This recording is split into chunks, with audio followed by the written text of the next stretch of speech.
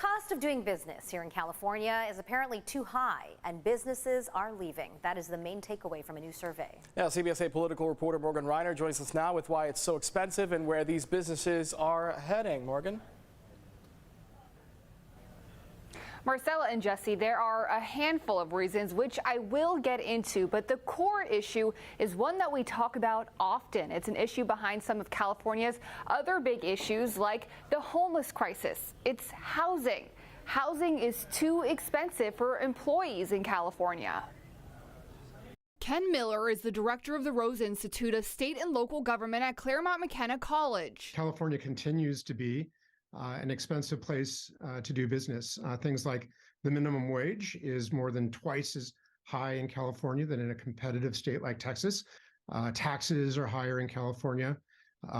Regulations and utility costs and license fees and all those kinds of things tend to be high in California. This is a high cost state. And then there's the cost of housing.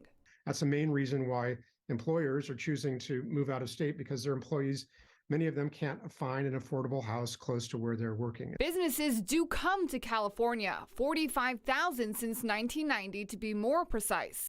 There's still reasons why businesses might want to do business here and continue to choose to do so, including a well-educated workforce, especially in the high-tech sector. But overall, more are leaving, 65,000. The numbers have been relatively stable over that 3-decade period, although there's been a noticeable increase over the last few years. I think one of the reasons for that, with respect to the COVID pandemic and what transpired from that, is that more and more businesses found that they could have their employees working remotely.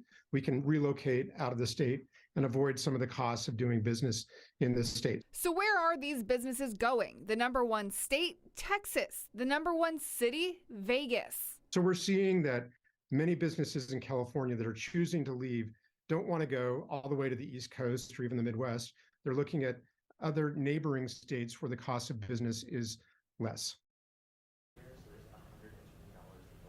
Businesses leaving means people leaving. The U.S. Census data came out with its population report yesterday and found that California had the largest drop in population for people leaving to other states like Texas. All right, well, we can't continue with this trend. What does Ken Miller say needs to happen in order to fix this, keep people here in California?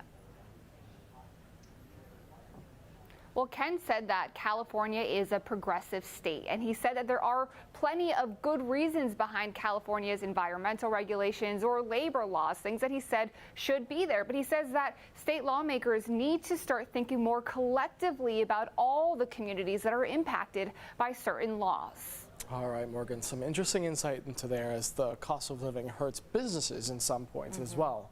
All right, Morgan, thank you.